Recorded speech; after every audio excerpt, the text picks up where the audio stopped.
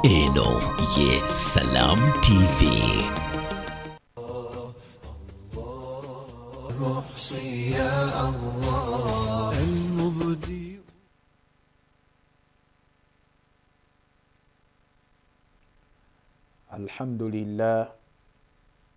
Alhamdulillahi Rabbil alamin. Wabihi nasta'inu bihi ala umuri dunya waddin. Thumma salatu wassalam ala man la nabiyya ba'dahu salawatullahi wa salamuhu alayhi wa ala alihi wa ashabihi wa sallama tasliman kathira. Amma ba'd. Assalamu alaikum wa rahmatullahi wa barakatuh. Mikwano gyaffe mirungi abatulaba, mukkirize tumwebaze Allah subhanahu wa ta'ala olw'ebingi byatuwa nga la tuaddu wa la tuhsa. Bw'oba ogambye kubibala tosobola kubimalayo byo bingi. Wa in ta'uddu ni'matallahi la tuhsuha. Allah yagamba nti nga wasazeewo kubalirira ekyengera ne wekiba kimu bwe kiti, n'otandika okkibalira biki ebikiriko, ekituufu la tuhsuha. Tosobola kubeera nti okimalayo. Naye ekyennaku Allah kye yatutenda nakyo ffe abantu, yagamba nti innal insana la zalumun kafar. Naye ekyennaku ekitonde ekiyitibwa omuntu la zalum kiryazaamaanya nnyo. Allah wakiwa mwana wattu ebyengero ebyo Allah subhanahu wa ta'ala byaba akiwadde. Allah atuwa ebyengera, naye ebyengero ebyo mwana wattu tetubikozesa mu makubo malungi. Allah akuwadde sente n'olemererwa okubeera nti oyambako ku banno, kubanga ekiri emabega w'okubeera nti Allah akusitudde amadaala, ate abalala n'abaleka mu leve eya wansi, kubeera nti abantu bano bakwatirako. Abakoze ekyo aba ategedde obukulu bw'ekyengera Allah kyamuwadde. Ate kafar, Allah yatuyita nti tuli bawakanyi. Kubeera nti tuli bawakanyi, tetwebaza Allah subhanahu wa ta'ala ku ebyo Allah byatugabirira. Tetumwebaza. Yatuuka tugamba mu suratu Nahl naga nti afa bil batil yu'minun, abaffe bitali bituufu bye mukkiririzaamu, wa bi ni'mati llahi hum yakfurun, naye ng'ate ebyengera Allah byabawa byo mubiwakanya. Kakati kafar, tuli bawakanyi ku ebyo Allah byatuwa. La nuaddu shukriha, tetwebaza Allah, tetusiima akuwadde omutwalo ogenze n'okola. Webaze, waliwo atagufunye nga nadde njagala 10, ne waliwo atagufunye. Kakati tuli bawakanyi ku ebyo Allah byatuwa, tetumwebaza. Kyoya mu hadithi al-Qudus yatuuka n'okugamba nti abaddu bange banneewuunyisa. Aruzuk, nzabawa bye bayina, nzabagabirira bye bayina, naye wayushkara ghairi, bwe batuuka okwebaza bebaza birala. Lwana nnyo obeere nga tastamiru ni'ma, ekyengero ekyo Allah kyakuwadde, lwana nnyo okikozese fi ta'atihi, mu kubeera nga omugondera. Ekyokubiri, faayo nnyo okubeera nti omwebaza ku ebyo byakuwadde, kubanga yabigatta n'agamba la in shakartum la azidannakum. Bwe munaabanga munneebazizza bali eyo mwaka gutambudde, naye la in shakartum, siima ku Allah byakkoledde. Omwebaze, kuba mu ttooki gye yakujja mu Januari w'omwaka guli, olwaleero yeggwe okyaliwo. Wakati mu byonna by'oyiseemu, naye la in shakartum, kwata essimu yo onyige ennamba ezo eziri ku screen, okikolemu ekyo. La in shakartum, bwe munaabanga munneebazizza la azidannakum, nja kubongera banyu nti Allah twalo jange gino ebiri kyengera kyabulamu waddeyo giyambe ku bantu b'ekatakwi ziweeyo nti Allah wange kino ng'oteekayo omwebaze Allah kubanga la inshakartum bw'onaavaayo n'omwebaza la azidannakum ajja kubongera buli ayeebaza Allah amwongera kyeyagamba surati Luqman yagamba nti waman yashkur yenna afaayo kubeera nti yeebaza Allah fa innama yashkuru linafsi obulungi bwonna obugenda okuva mu kwebaza okwo bugenda kudda gyali waman kafara anaagaana anaajeema n'agaana okwebaza Allah mukama we mwana wattu omuntu oyo Allah yagamba fa inna Allaha ganiyun hamid mazima Allah ye mugagga alhamid atenderezebwa kale mbakoola mwenna Allah akuwadde bingi mwaka omulamba vaayo omwebaze sha Allah taalyoka akwongere ebirala wetulaga mu maaso awo kwata essimu yo owa MTN Momo Pay kwata essimu yo nyige star 105 star 3 hash tulikula inshakartum la azidannakum webaze Allah alyoka asumulule ebiganye byonna abeere nga abitaggulula ali yatulaba la inshakartum la azidannakum bwe munaabanga munneebazizza ku ebyo byembawa okubongera kwange Allah yagambye so kwata essimu yo nyiga star 165 star 3 hash bonaamala ejja kusaba merchant code nga 3 5 8 65 3 5 8 65 bonaamala enter amount omuwendo gw'ensimbi oyinza oteekamu omutwalo gumu oyinza oteekamu emitwalo 10 oyinza oteekamu emitwalo 5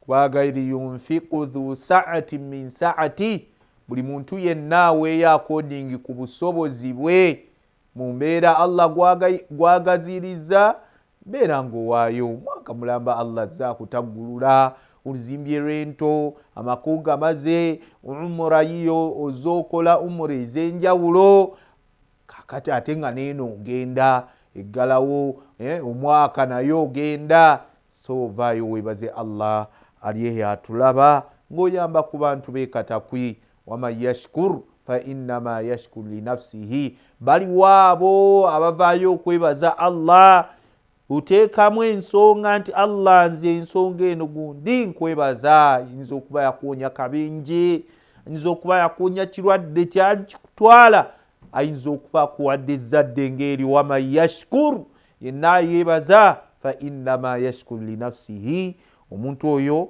obulungi obuva mu kwebaza budda gyali kanjiddemu eya MTN Momo Pay nga ne Airtel bwejja mwana wattu nyiga star 165 star 3 hash bonaamala enter merchant code nga 3 5 8 bonaamala enter amount omuwendo gw'ensimbi ogwo gwoyagala kubeera nti owaayo then select mobile money oluvannyuma pin code obaka bujja kubanga butuuka ne teweerabira niya gye twebalizaako Allah nti Allah atuwadde bingi tumwebaze atwongere biidhinihi subhanahu wa ta'ala.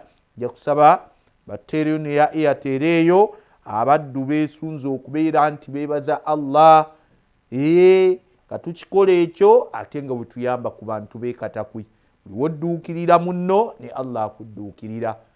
So nabwe kityo bwe tuvaayo ne tuyamba ku bannaffe embeera gye bayitamu bintu by'ekatakwi mubimanyi bulungi tuze tubitambuza amazzi kubakolera amazzi agali clean amalungi ag'okunywako n'olwaleero singa bakulaga ku mazzi ge banywa geewuunyisa era gababeerawo batya fagafuulaba onywa munyi n'olengeramu akataka ago n'oyiwa nigali gafaananira ddala ebbumba.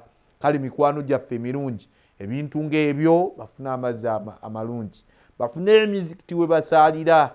Olwali tulina emizikiti ogumu guli wano ogumu guli ng'osazeemu oluguudo gyetunuulidde bingi nebbe omuzikiti gwe basaaliramu ogutunuulira embeera gye gulimu ne lwaki tofuuka ensonga ne bafune emizikiti emirungi mwe basaalira basinze Allah waabwe nga batebenkemu. So mukwano gwaffe ali eyatulaba kwata essimu yo ya Airtel Money nyigamu star 185 star 9 hash star 185 star 9 hash. Then bw'omala enter merchant ID, ejja kusaba merchant ID nyigamu 43 42 29 89 jiddamu 43 42 42 989.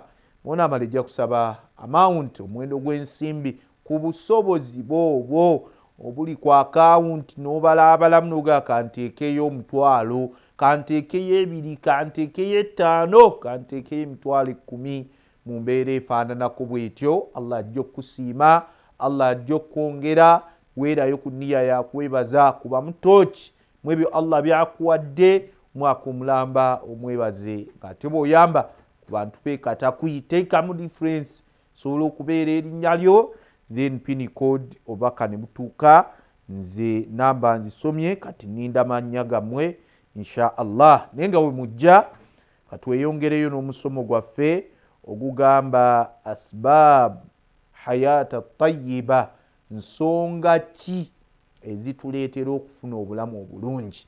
Biyinza okuba mwaka guno tebikutambulidde bulungi, osanga olina by'obadde obulamu mu nsonga z'olina okubeera nti weekwatako ofune obulamu obulungi. Njagala biidhinillah mu musomo guno tweyongere okunnyonnyoka biki bye tuyinza okukola Allah n'atuwa obulamu obulungi, ne tuwangaala mu nsi muno nga tuli mirembe, ne tuwangaala mu nsi muno nga tweyagala. Kubanga munnanga abantu tukaaba, mukaaba ennyo n'okizza ku balala ku byobufuzi n'okizaawa, naye ng'olumu ebyo bitwala ka percentage katono. Waliwo ebimu nga biri personal fe abalina okutereera n'embeera ebeere nga etereera biidhinihi subhanahu wa ta'ala. Musomo guno twagugulawo omulundi ogwayita ne tubeera nti twatunuulira ensonga esookera ddala tuyambako okubeera nti tufuna obulamu obulungi. Twalaba al iman wal amalu salih, omuntu okubeera nti akkiriza, alina okukkiriza mu Katonda. Omuntu buli waatabaamu kukkiriza Katonda we mwana twabonaabona nnyo. Bakati tunuuliramu waaba afunye obuzibu bw'obwo abuloopa wa? Gy'abuloopa wasaanidde okuloopa y'ensonga. Tulaba nti oba ozikirira naye alina Katonda we, akkiriza mu Allah we, awanika emikono naga nti ya rabbi ya rabbi, ai Allah wange, ai Allah mukama wange, kubanga gw'okoowodde ye nannyini byonna. Lahu ma fi samawati wa ma fi l-ardi wa ma tahta thara, ye nannyini ebiri mu ggulu bibye, ye nannyini ebiri mu nsi bibye, wa ma tahta thara, n'ebiri wansi eri mu ttaka nabo bibye. Kati ate abo abatamwina Allah, abatalina Katonda, ng'alina birala nnyo byasaba bifuga ki? Biyina ki? Kale nno al iman billah, bw'oba oyagala obulamu bukwanguyire, bukutambulire nga wabubala ng'ensonga nga we batera okwogera nti ebintu bitambula nga we nabibala, teekamu okukkiriza Katonda ewamu n'ekyo n'okukola al amalu salih, emirimu emirungi. Kuba suratu Nahal aya 97 Allah aga nti man amila salihan, yenna anaafaayo okubeera nti akola omulimu omulungi oba emirimu emirungi neyeeyisa bulungi, n'atambulira ku mbeera Katonda gy'amukubiriza okutambuliramu. Yaga nti yenna anaakola omulimu omulungi min dhakarin, musajja au untha, oba mukyala bino tebiriiko kusosola. Musajja oba mukyala gwe singa onaafaayo okukola ebyo Allah byayagala, wa huwa mu'min, ate ng'omukkiriza. Sikolaakola bukodyokodyo, oli eno n'eno, yimirirako mu nsaasi ate n'eno gy'oli. Oyina kubeera nti oyimiridde wamu. Okubalaga ekyo nti ekyo kireeta emirembe, aya eyo ekikoonyeemu. Kyanaakola ekyo, falanuhiyannahu hayatan tayyiba, tugendamu obulamu obulungi. Kibulaba Nabbi Ibrahimu alayhi salaam mu kuwakana ennyo n'abantu be abaali basinza amasana mu njuba, byonna ebyo batuuka ne bamugaa, kale tutte omukago oba tumale empaka mu mbeera bweti. Aga nti fa ayyul fariqain ahaqu bil amni in kuntum ta'lamun. Kale kuffe naawe Ibulayimu asinza Katonda wo, naffe abalina bakatonda baffe bano bamasana mu njuba naani, katulabe kuffe naawe ani agenda okufuna emirembe mu nsi muno, ani agenda okweyagala, ani agenda okufuna obulamu obulungi, ani agenda okufuna emirembe. Mwana wattu ku nkomerero Allah ye kennyini yaddamu naga nti allazina amanu beba abakkiriza. Abakkirizaani Allah subhanahu wa ta'ala, walam yalbisu imanahum bidhulm, ne batatobeka bukkiriza bwabwe kubeera nti babuteekamu shirik. Omuntu okuba nti obigatta eno oga nti ndi bwenti ng'ate eno olina irizi mu kiwato, olina eno ebirala by'osaba, ako kubonaabona kwennyini kwoba olimu. Walam yalbisu imanahum bidhulm ulaika lahumul amnu, abo nonno abanakkiriza Allah ne bamwawula mu butuufu okumwawula, be bagenda okufuna emirembe muno mu nsi, wahum muhtadun, era be balungamuse. Ensonga eyo tugitunuulize eriisa ejjogi, longoosa enzikirizayo eri mukamawo Allah, ne mukamawo Katonda. Mukkirizeemu mu butuufu okumukkirizaamu, banga omukkiriza tatiisibwatiisibwa na mbeera. Wala tahzanu wala tahinu wala tahzanu wa antumul a'launa in kuntum mu'minin. Allah aga nti wala tahinu, bannange temwekkakkanya, mwe baani abakkiriza temwekkakkanya. Wala tahzani, wadde okuddaawo, wala tahzanu, wadde okuddaawo munakuwale, mwekubagize bannaffe batukoze tutya, ensi ng'egaanye, bintu nga bitabuse, oba tukoze tutya.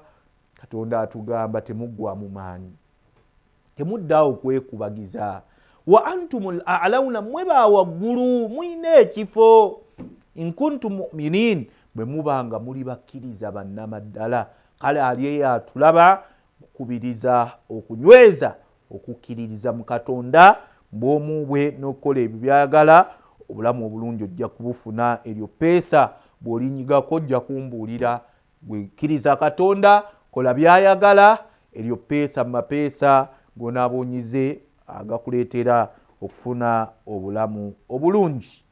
Ensonga endala gye twakoonako awo etuleetera okubeera ntufuna obulamu obulungi, arida, okuba nti omuntu osiima n'ekyo Allah kyakuwadde, okubaamu ne kana wekkusa n'osiima ekyo Katonda kyageze kyaleese. Kubanga fala yumkin an tahsula saada, muntu ayinza kufuna ssanyu na kwesiima illa liman yu'min billah, kujjako okukkiriza Allah. Ne mu kukkiriza Allah mulimu al iman bi qadaihi wa qadari, mulimu okubeera nga okkiriza okugera kwe. Kyonna kyaleese n'obuga nti alhamdulillah, naye Katonda bw'atyo bw'asiimye, mbeera eyinza okuba yekutte munoga naye mpola mpola katugumiikirize, Katonda ajja tukyusizaamu.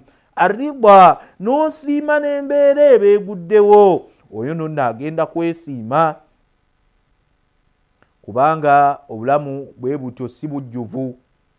Nabbi Muhammad mukkirize abantu mbalaba bajja masha Allah, tukozesa akaseera kano okubeera nti masha Allah waliwo agize ku lwa famire naye insha Allah nagaye nti tuveeyo twebaze Allah mu mbeera ez'enjawulo naye abantu mbalaba bajja biidhinillah.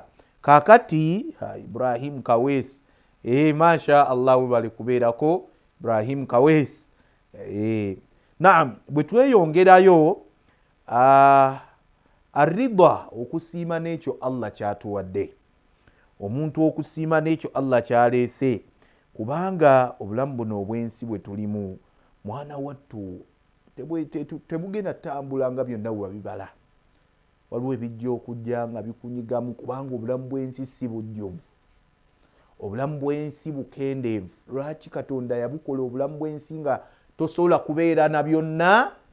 Kwe kubeera nti tusobole okuba nti tulina tama, tuddayo ne tululunkana ne tuddayo eri Katonda waffe, osobole okubaamu n'omutima oguddayo gy'ali. Naye nga singa obiina byonna olowooza oyinza okuddayo, bameka mu ffe ng'olwaleero Allah akusitula mu kintu eki n'otaddamu kumanya Katonda, n'otaddamu kumanya bantu. Musa yabaati, Sula yabaati, nti yafuna ssente, akyagambikako ti kiki yafuna ekifo. Ati tumanyi nti ye minisita, tumanyi nti ye gundi, nga tokyalabika gye baali bakumanyidde oba mu ssinzizo ng'eryo oba bantu tokyabamanyi. Lwaki? Kubeera nti olaba nti obulamu bwe buweddeyo. Naye Katonda yakola nti wadde oyinza okubaako mu mbeera emu n'atufuna embeera esobola okukwatamu, naye bw'ogumiikiriza ate nayo evaawo mu kkubo eryo. Sheikh yagaa nti wal insan fi hadhihi dunya la budda, nabwekyo mu nsi muno omuntu alina okufuna ebimukosa n'ebigezo eby'enjawulo mu mbeera efaananako bw'etyo, naye biba bizze aba alina okugumiikiriza. Ate era wakati mu bigezo ebijja olumu biyinza olumu ebigezo ebyo bibaamu emabega waabyo, kubanga banna akida batuga nti anna min warai qadari llahi fihi khairu mutlaq, emabega w'okugera kwa Allah, Allah lyonna kyabaleese emabega waakyo waliyo obulungi. Lwakuba tubufuna ddi? Singa okkiriza nti Katonda yaleese n'ogumiikiriza, mwana wattu ajja kubeera nga akuwa obulungi obwo. Ye aya gye yatuga mu Suratu Bakara aya 2:16 yagaa nti kutiba alaikumul qital. Yali agamba basahaba nti mbalaaliseeko jihad, mbalaaliseeko okulwana mu kkubo lya Allah, naye wahuwa kuruhun lakum, abamu temwagala nnyo kulwana mu kkubo eryo. Kozesa olulimi olwo nti omutima guyinza okubeeraawo nga toyagala, oyagala kubeera mirembe, naye Allah subhanahu wa ta'ala n'agamba wa asa an takrahu shay'a, oyinza okubaako ekintu kye weetamwa, wa huwa khairun lakum, naye nga kyekisinga obulungi gye muli. Oyinza okubaako nga Allah ayina ekigezo kyaleese mulimu ng'ogwo ne guggwawo, naye nga Allah mulimu ogwo oguweddewo abadde ayina eddaala lyayagala okutuusaako eri omulimu, nga luli obadde tosobola kufuna mulimu guno munene, mwana wattu, okujjako ng'amaze kujja kuno. Kati bwakujja guno gwe n'olabanga ensi eweddewo, kumbe Allah ayina wayagala okukussa. Kyolaba bw'olabanga oluggi luno nga Allah alusibye, manya nti waliwo endala zagudde. So toggwamu maanyi. Asa an tuhibbu shay'a, oyinza okubaako era kyoyagala ng'ate si kyekirungi gy'oli. Allah amaliza etteeka n'agamba nti wallahu ya'lam wa antum la ta'lamun, bannange Allah amanyi naye mmwe temumanyi. So mukkirize nga mu bulamu buno bwe tulagamu oba obulamu bwe tuwangaaliramu, omwaka ogujja gwe twolekedde, gwe tusaba Allah atuuseemu kalenda eyo, weeteekemu embeera y'okusiima n'ekyo Allah kyaleese. Osanga ekyo kyaleese nga kyekirungi gy'oli, okuba nti tomanya ate yamanyi. Kale so gumiikiriza, Allah ajja kuwa obulamu obulungi, ate ojja kutebenkera mu kkubo eryo. Tunakweyongerayo ku nsonga ey'okusatu ereeta obulamu obulungi. Bannange mukkirize nyongere okubasomera ennamba ezo eziri ku screen. Wa MTN Momope tugaye twebaza Allah olw'ebyo byatuwadde mwaka omulamba, ng'ate we tuyamba ku bantu b'e Katakwi. Wa MTN kwata essimu yo tunyigemu ffenna. Nyiga *165*3 hash MTN Momo Pay nyiga *165*3 hash. Bw'onaamala ejja kusaba merchant code nyiga 31 585 35 then enter amount. Teekamu omuwendo gw'ensimbi ogwo gw'oyagala okwebalizaako Allah bwebyo byakuyisizaamu mu kkubo eryo. Then select mobile money. Bw'onaamala selecting a mobile money then pin code yo obubaka bujja kubanga butuuka. Kankuddiremu osobole okubeera nti onyiga gwa MTN Momo Pay nyiga *165*3 hash. Bw'onaamala ejja kusaba merchant code nyiga 35 then amount muwendo gw'ensimbi 10 tozinyooma, twalo togunyooma, 5 zo tozinyooma, 10,500 kubanga olwo 10,000 bwe mujja abantu 10 bulooza luba lukyali 10,000 guba gufuuse omutwalo. Sekitegeeza bwe mujja abantu 1,000 olabye nti emitwalo 10 giba giweze. So bwe tugigattagatta tuyinza okubaako project ennungi gye tuyinza okukola ekatakwi negasa abantu nenga waleese 10,000 naye 10,000 olugatta n'olw'omulala ate lukolera ddala ensonga nga nnene. So tonyooma ky'oyina, akasukali ayina taba mutitiizi, kale teekayo insha Allah amount eyo mu busobozi bwo weebalizeeko Allah subhanahu wa ta'ala kwebyo byakuwadde. Then select mobile money, selecting a mobile money then pin code obaka bujja kubanga butuuka. Neya Airtel neya Airtel batuterekaawo insha Allah baddu basobole okuwaayo. Nezo eziri wansi zikolera ddala osoyita ku 07 emirundi 2 6 4 emirundi 3 2 emirundi 2 0 oba 0707 71 57 15 obaka bujja kubanga butuuka. Mannya ago genaabeerese.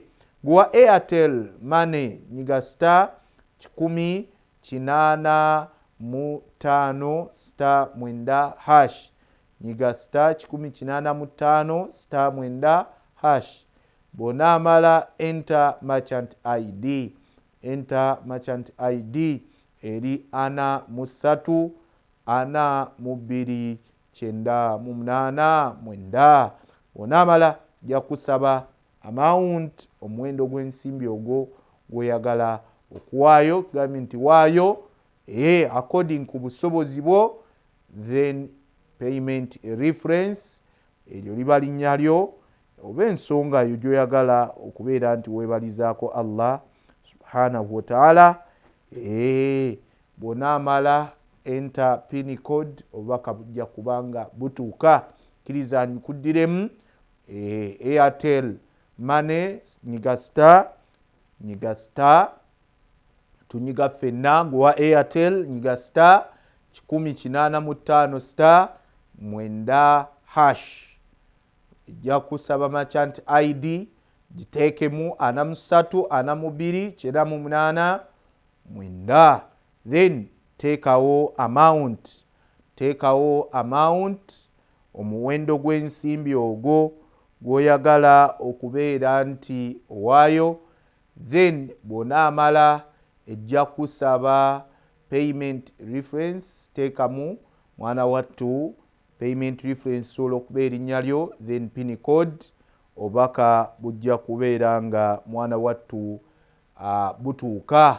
Kale mbakubiriza twanguwe insha Allah tugenda mukummulamuko. Mulamwa gwaffe guli ku asbabul hayat at-tayyiba, ensonga ezituviirako okufuna obulamu obulungi.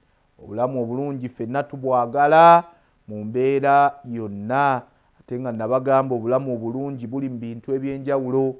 Abamu ffe twakigattagatta ng'olowooza okubeera ne ssente kyekitegeeza kyokka obulamu obulungi. Ne Sheikh aga nti ssente zisobola okulungiya obulamu ate era zisobola n'obutabulungiya, ebirala ne birungiya obulamu. Muntu asobola okubeera awo nga siye mugagga ennyo ng'alina kaayina mu butono bwako naye nga mulamu talina wamuluma. Kati oyo mugagga era abeera mu bulamu obulungi mu kkuba eryo. Ate omulala n'abeera mwana wattu alina obulamu obulungi olw'okuba nga ategeera Katonda we. Ekyo nakyo bulamu bulungi, kubanga okuwangaalira mu nsi ng'ate tomanyi nannyini waayo obwo tebusobola kubeera bulamu bulungi. Kale mukkirize mikwano gyaffe emirungi, mukadde kano tugenda mu kuwummulamuko, naye nsaba tukozese eddakiika ez'ettaano tuyite ku nnamba ezo, buli omu weebaze ekyo Allah kyakuwadde. Mwaka omulamba, seera katambudde, w'oli oli mulamu baayo weebaze Allah ajja kubeera nga akwongera. Njagala tudda nga tuvudde mu kuwummulamuko kumeewo n'amannya gammwe. Katumulemuko tovaawo.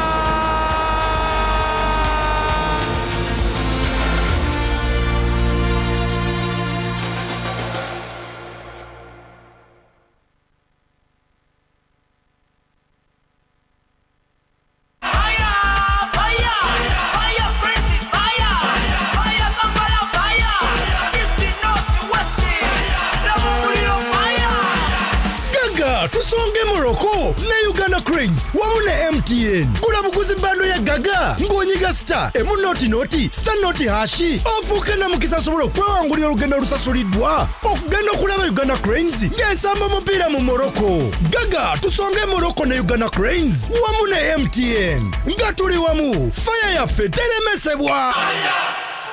MTN, amateeka n'obukwakulizo bigobererwa. MTN erungamizwa Uganda Communications Commission.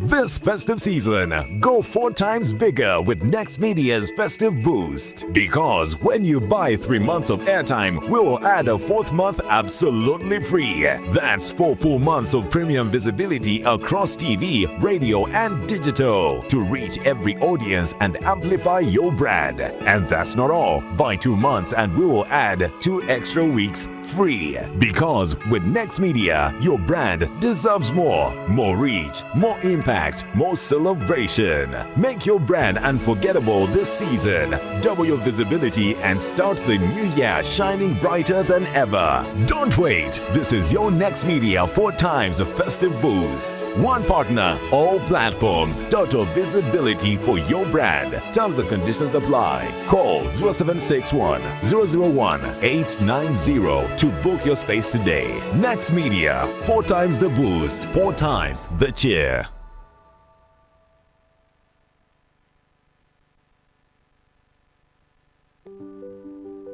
We all set goals for the day, whether it's keeping healthy or staying on your hustle, serving your customers better or working harder for success. Choose the water that energizes you to achieve your goals every single day.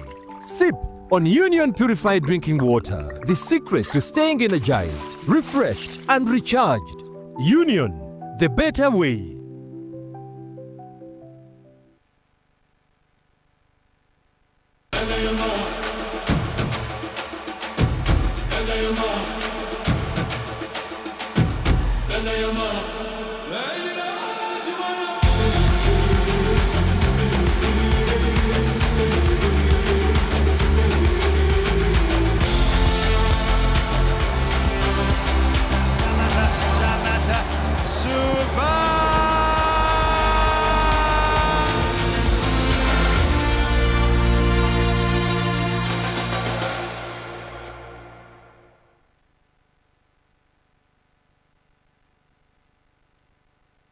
Omuzadde kola okusalawo okutuufu ku kusoma kw'omwana wo ng'omusomeseza mu ssomero eririna buli ekyetaagisa. Kati nkwanjulira Jakaiza Secondary School e Kabowa. Jakaiza Secondary School liri mixed eri abawala n'abalenzi mu Kisulo wamu n'abava ewaka, era ng'abayizi balabirirwa bulungi ddala okuva ku senior 1 okutuuka ku senior 6. Essira tuliteeka nnyo ku mpisa, eddiini saako ebyensoma, nga n'abasomesa baffe bonna bakugu nnyo mu curriculum empya. Tusangibwa Kabowa Church Zone mu Lubaga Division, oba tukubireko ku 0702 19 64 91 oba 0772 44 397. Omuyizi asomedde mu Jakaiza Secondary School aba wankizo nnyo mu buli kyakola.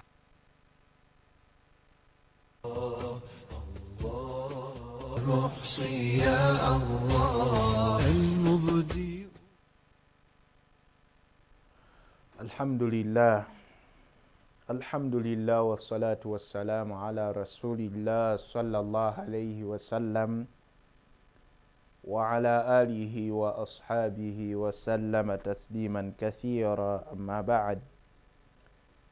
Assalamu alaikum wa rahmatullahi wa barakatuh. Mikwano gyaffe mirungi tubakulisaayo okuva mu kuwummula, era twebaza Allah subhanahu wa ta'ala ate nate atukomezaawo okuva mu kuwummulamu kwaffe, nga tweyongerayo n'omusomo gwaffe ogwa asbabul hayat at-tayyiba, ensonga oba amakuba agakutuusa ku bulamu obulungi. Ekkubo eryokusatu ligamba atawakkulu ala Allah, okwesigamira ku Allah, okubeera nti weesigamira ku Allah, ensonga zo kuba nti ozikulembeza Allah nga yazikulembedde.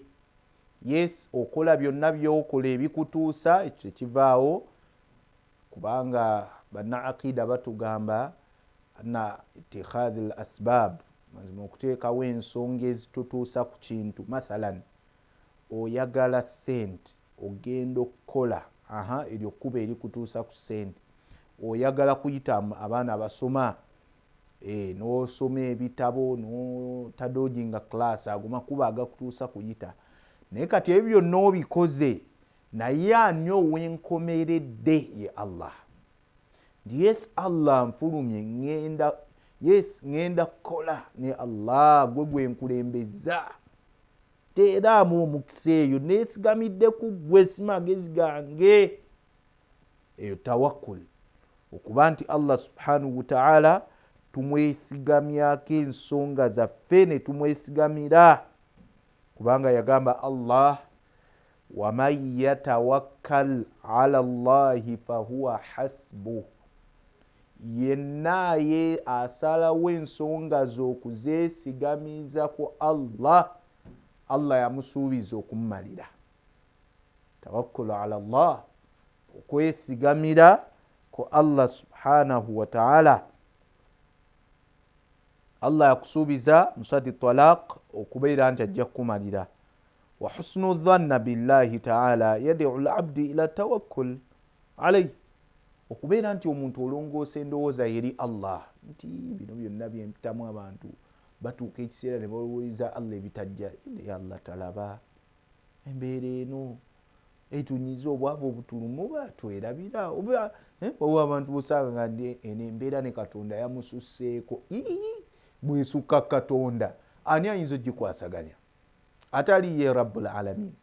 Kati naye omuntu alongoosa endowooza ye eri Allah, eri mukama we omutonzi we, kimukakatako okubeera nti afaayo nnyo okwesigamiza ensonga ze nga azeesigamyako Allah mu kkubo eryo. Era omuntu alowooza eri Allah ebitali birungi, nze Allah oba yatwerabira, oba ffe tulina bisiraani, oba ffe tatulaba, singa naye yali amanyi tetwandiise mu mbeera eno, oyo omuntu asobola kwesigamira ku Allah n'omulundi n'ogumu mu kkubo eryo.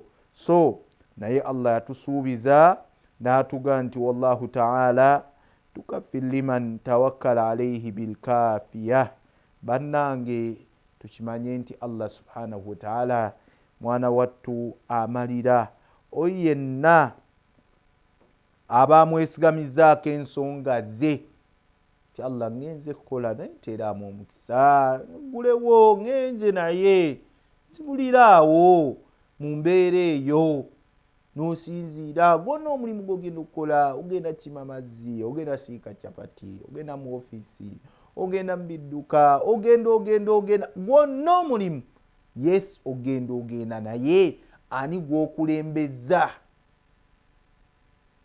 ekyo kyekigenda otuweesa obulamu obulungi ekyo omuntu wanaakiteeka mu bwongo nti ŋŋenda naye Allah nkulembera Allah nkulembeza ggwe bingi bye tugenda okuwangula era bingi bye tugenda okuwona kyobula kyajja mu hadith Nabbi Muhammad sallallahu alayhi wasallam ng'atulaga nti singa omuntu akulembeza Allah subhanahu wa ta'ala ng'alina byagenda okukola Allah amumalira yagamba sallallahu alayhi wasallam man qala ya'ni idha kharaja min baiti oyo yenna ayogera ebigambo bino ng'ava ewaka we natuva ewaka tugenda kukola n'osoma ebigambo bino noga nti bismillahi tawakkaltu ala Allah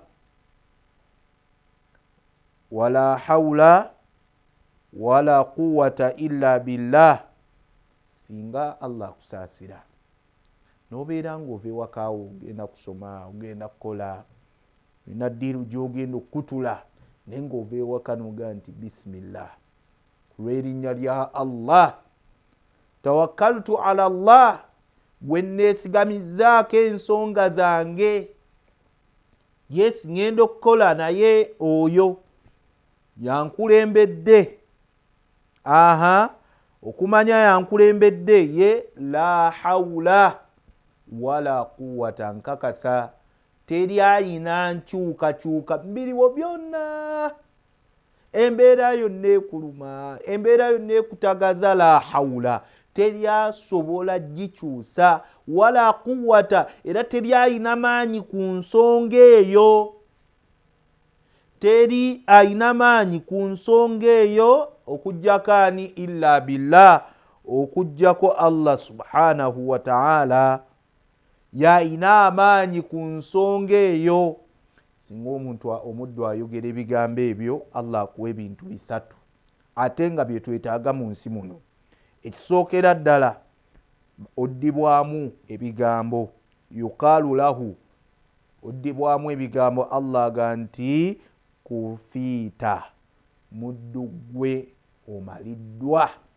ensonga eyo gye weetaaga Allah agenda gikumalira akuwa assurance lwa bigambo bino by'okulembeza ng'ogenda okukola aga nti kufiita omaliddwa ensonga yeeyo egenda kutuka kyokka ekyokubiri wawuqiita era okuumiddwa oteereddwako obukuumi bannaye ani atayagala bukuumi mu nsi eno gye tutambuliramu ejjudde obulabe eri ebyo bye tutambuliramu obulabe eri abantu bannaffe fuluma kiro ssaawa 11 naye ng'omutima gwonna gukuli mu bbanga otya okuteega otya okukola bwoti accidents naye Allah akuddamu nagga nti wawuqiita nkutaddeko n'obukuumi bwange ŋŋenda kukumalira ate ŋŋenda kukukuuma n'ekisembayo ku dduwa eyo n'agamba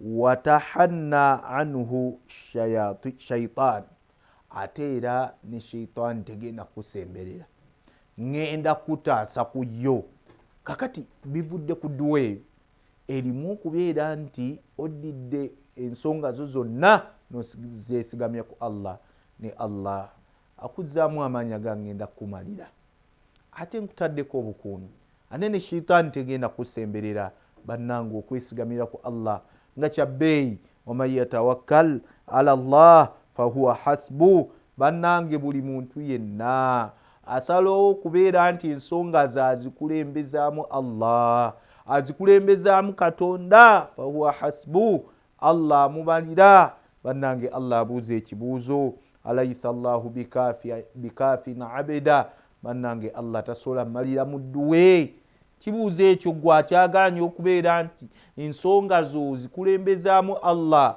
abuuza ekibuuzo alayisa Allahu bikaafin abda abaffe Allah subhanahu wa ta'ala tasobola kumalira muddu we tamumala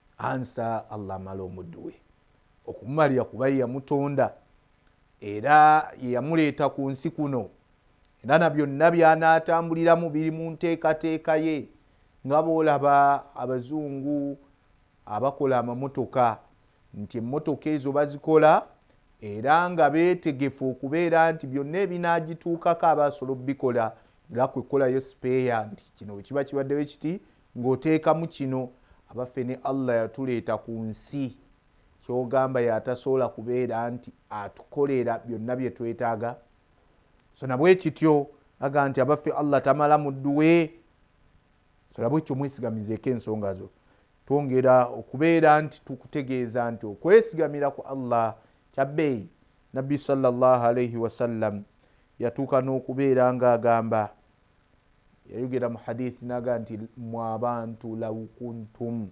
tatawakkaluuna ala Allahi hakka tawakkuli singa mwabantu mwali mwesigamirako Allah butuufu bw'okumwesigamirako si bino ebyokwenyakwenya weza nesigamirako Allah ningayirize kuli mu kiwato nedda law kuntum tatawakkaluuna ala Allahi hakka tawakkuli singa mwali mwesigamirako Allah butuufu okumwesigamirako larazakakum kama yaruzuku tayir yandibadde abagabirira nga bwolaba bwagabirira obunyonyi obunyonyi obwo obulamu bwabwo buli butya tagidu himaswa hadisi eyo njagala tugitegeere bulungi tagidu himaswa obunyonyi obwo bukeera ne buva mu bisusunku byabwo himaswa nga buyala nga nawokeera nga toyina oweddemu sente oleseewo kameeza akageno yambako ewaka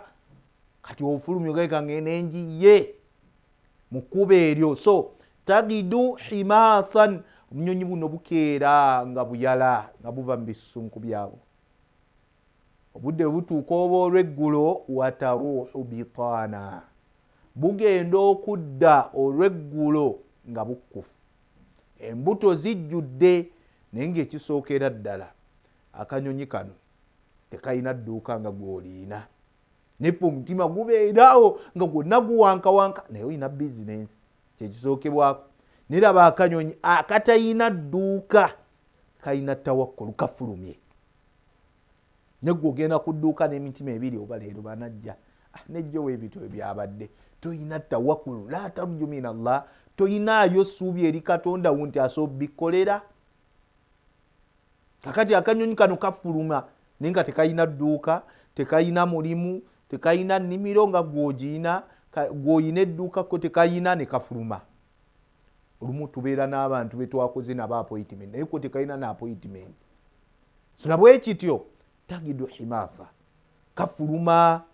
kafuluma nga kayala wataruuhu bitana kagenda okuddayo wanatu nga kakufu naawe fuluma abadde yeegayaaza okubeera nti ofuluma ogenda okole abadde yeegayaaza mu nsonga yokeerako baraka ziri awo nabbi sallallahu alaihi wasallam alaga nti ai Allah nkusaba oteeke baraka z'abantu ba umma yange mimbukuri hamukeera kwabwe gwe lwaki tokeerako ku mulimu kubanga omukisa gujja gugasa nnyo oyo ayeetegese keerako ekiba kyetaagisizza naddala ng'omulimu gwetaagisa okukeera gw'otuuka otya essaawa 4 ku mulimu nga banno baatuuse dda gwe nolowooza ogenda kufuna emikisa waweyange nti seeka newenkeera nedda waliwo ekikyukako mu bulamu bwo oyinza olwaleero obutakiraba ne one time Allah ajja kikulagako obulamu bukyuke naye nga Allah ayisiza ku mikisa gy'ozzoofuna olwokeera tagidu himasa tulaba obunyonyi tekayina pulaani yonna gye kalaga nekko kakedde gwe lwaki tokeera kubanga okukeera okwo hiya alwaqt kyekiseera allati tukasamu fihi al arzaq kyekiseera nabbi sallallahu alaihi wasallam kyatutegeeza nti obudde obwo obw'okumakya kekadde Allah mwagabira riziki, mwagabanyiza riziki. Laba gweyo bagigabanga ate weebase. Kyobulaba otulooto nabbi sallallahu alaihi wasallam tulooto atugaana okwebaka mu budde obwo ng'enjuba tennaba kuvaayo, gwe noddawo ne weebaka bwe bwavu. So mu mbeera efaananako bwetyo. Akati obunyonyi tubulizeeko nti bukeera bulina tawakkul mu Allah. Bukeera tagidu himaaswa gwe ku mulimu otuuka 5 nayo kyakaaba obwavu iside time mwaka guno gwe twolekera kalenda eyo kyusa mukeerako. Allah ajja kutereeza, Allah ajja kuwa, then omwesigamire. Wataruhu bitwana kagenda okudda nga mwana tukayala. So teekawo amakubo. Kekkubo lye kataddewo akanyonyi ako kwe kufuluma. So tuteekewo amakubo, tutuula butuuzi. Sente tezigenda kujja zigwire. Kikigamu kya Umar ibn Khattab radiyallahu ta'ala anhu. Yagamba abasajja bali abali batudde obutuuzi awo, naga nti bannange inna samaa la tumtiru dhahab. Bane mukimanye nti eggulu teritonyesa zaabu. Nerikola ki? Eggulu eryo litonyesa nkuba. Enkuba eyo gye tukozesa ne tulyoka tujjamu ebirala oba ebibala byayo. Kubanga etonnya oba walima oba walina kyewasiga ekikula n'olyoka ate okungula. Naye aleze engalo atudde obutuuzi togenda funamu. Akanyonyi kano kataddewo nako sababu yako kufuluma. Naawe fuluma ogenda oyiye ng'omusajja mu mbeera eya halali. Atawakkulu ala Allah. Mikwano gyaffe mirungi. Bwe tuba twagala obulamu obulungi, byonna bye tukola twesigamire ku Allah. Tukulembeze Allah, Allah ajja kutuwanguza mu nsonga ze. Allah talemerera, Allah mwanatu muwanguzi banga lyonna. Nkirize mbajjukiza omulimu omulungi gwe tukola ogw'okubeera ntukwatako mu nsawo ne tuwaayo mu ebyo Allah subhanahu wa ta'ala byatugabiridde. Tukwatako mu nsawo ne tuwaayo mu ebyo Allah subhanahu wa ta'ala byatugabiridde. Kwatamu olukwata naye ng'okwata kwa akawunti yo insha Allah oyite ku nnamba ezo eziri ku screen. Kwata essimu yo, njagala kusoma bano abaakatuukako insha Allah mbalaba obubaka babuweereza. Kwata essimu yo gwa MTN Momo Pay, nyiga star 165 star 3 hash, nyiga star 165 star 3 hash. Bonamala ejja kusaba merchant code, nyiga merchant code eyo eri 3M5865. Njidamu 3M5865. Eyo merchant code size sente zogenda okuwa. Namba 3 amount, ensimbi ezo zoyagala okuteekayo okusaddaaka mu bungi bwazo mu butono bwazo. Allah subhanahu wa ta'ala ye awerokaame nga saddaaka gy'oba owaddeyo nga tenaanatuuka musalamu charity esookera mu mikono gya Allah. Fayurabbiha kama yurabbi ahadukum fa'aluwa. Allah asooka n'agisavuwaza n'abeera nga agiyingiwaza ng'omukummwe bw'alunda akateeka akabadde akatone kagejja kavaamu oguto ogunene. Ne Allah kyetuwaddeyo kumanya mwanatu Allah atwagala nnyo, kisookera mu mikono gye n'akisavuwaza mu kkuba eryo, kubanga agenda kusasulamu ekirungi mu ekyo. So tonyooma ky'oyina, kisindike, teekamu amount, then select mobile money, selecting a mobile money, then pin code. Obubaka bugenda kubeera nga mwana wattu butuuka. Twanguwe insha Allah aba MTN Momo Pay kanjiddemu nyiga star 165 star 3 hash. Bonamala ejja kusaba merchant code, nyiga merchant code eyo eri 3M5865. Then amount, omuwendo gw'ensimbi ebbirizo, omutwalo gwo, mitwalo gyo 15, 2, 3, 4, 1,500 byebyo. Yanguwa mangu insha Allah obeeko kyosindika biidhinillah, kijja kubeera nti kituuka then select mobile money, then pin code, obaka bujja kubanga butuuka. Ne Airtel bwetyo nayo bagitereyo insha Allah, nenga bwe bagiteekayo myongero bakubiriza twanguwe biizinillah tubeeko kyetusindika. Kambasomere wano nenga sinabasomera yanguwa gwa Airtel Money nyiga star 185 star mwenda hash star 185 mwenda hash. Bona mala ejja kusaba merchant ID nyiga mwasatu mwemu sorry ana musatu ana mubiri chena munana mwenda, then amount omwendo gwensimbi goyagala okusaddaka kulwa Allah nga webaza Allah ebyo byakuyisizaamu, then pin reference solo kuberi nyalyo, then pin code obaka bujja kubanga butuuka.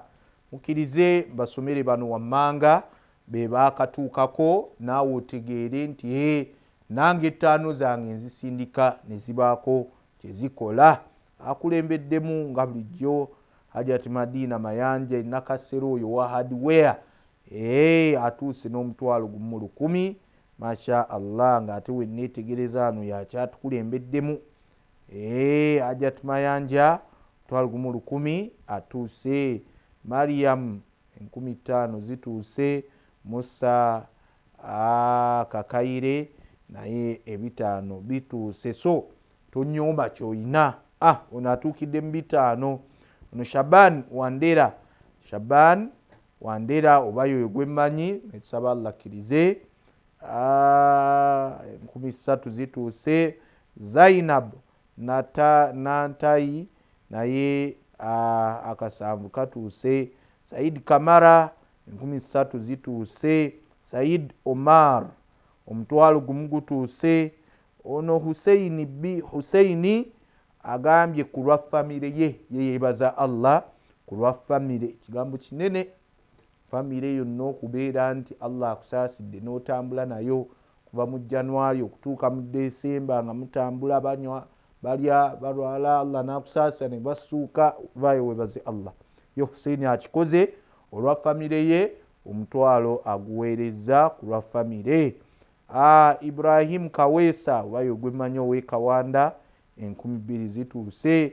Zam Nakayenga 1,000 lutuuse. Fauz Hussein Matovu wayo gwemmanyi naye 2 zituuse. Ono Ali Mbaziira 1,000 gutuuse. Ashraf 2 zituuse. Farida Nakawuchi naye 1,000 gutuuse. Usama Katumba naye 2 zituuse. Ne Muhammadi 1,000 lutuuse. Abe bakatuuka biizinillah mu ddakiika zaffe zino 4. Enamba ziizo kweziri, twanguwe insha Allah tusobole okubaako kyetukola. Gwali eyo tokkiriza lunaku lwaleero kuba nti osigalira emabega ng'akyatukulembeddemu ye Hajati Madina n'1,100 okyasobola okuteekawo embeera ali eyo atulaba. Basajja abali eyo abakyala bensinze okusoma nga batutwalaganya, naye mbasaba mujje muwanirire ekitiibwa ky'abasajja nga tuyita mu kuwaayo. Nyongera okubajjukiza nti amakubo g'okufuna obulamu obulungi ge tuliko twalabye ekkubo erisookera ddala. Kkiriza Allah ogaye nti mulezi wange Allah ajja abimala mu kkubo eryo. Ekyokubiri arida, okubaamu okusiima n'okugera Allah kwaba ageze n'embeera yonna gy'abaleese n'obeera nga osiima n'ekyo. Ekyokusatu kye tulabye atawakkul ala Allah, okuba nti weesigamira ku Allah. Nyongera okubakuutira edduwa gye tulabye okugyekuumirako. Bismillahi tawakkaltu ala Allahi wala hawla wala quwwata illa billah. Amaanyi gonna n'ogazza eri Allah, Allah naye akuddamu ensonga 3 naga ezo nzikumalidde. Kufiita, wukiita nga nti nkumalidde byonna byeweetaaga ngenda bimala ate nkutaddeko n'obukuumi si kyokka ate ne shitaani ngenda kukuuma ku yo. So mikwano gyaffe mirungi, somo gwaffe gukyagendera ddala maaso ku nsonga ezireeta obulamu obulungi. Dakiika giye ebuleemu twanguwe insha Allah, simanya jja naye tubeebaza mwenna ababaddeko. Allah abaweemu obulungi na buli omu kyasobodde okuweereza mu busobozi bwe, tubatumiddeko mwenna. Saba Allah abawe obulungi. Rabbana atina fi dunya hasana wa fil akhirati hasana wa qina adhaban nar.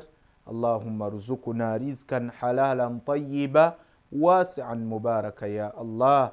Allahumma asturna bisitrika aljamil alwaqi alhasin fi laylatina wa naharina wa yaqlatina wa qararuna biwikayatika allati wakaita biha ibadika as-salihin. Wa sallallahu ala khayri khalqillah salatullahi wa salamuhu alayhi walhamdulillahi rabbil alamin. Usule bulungi, saba Allah bakume.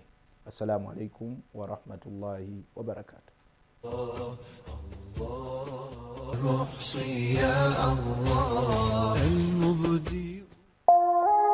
Eno ye Salam TV.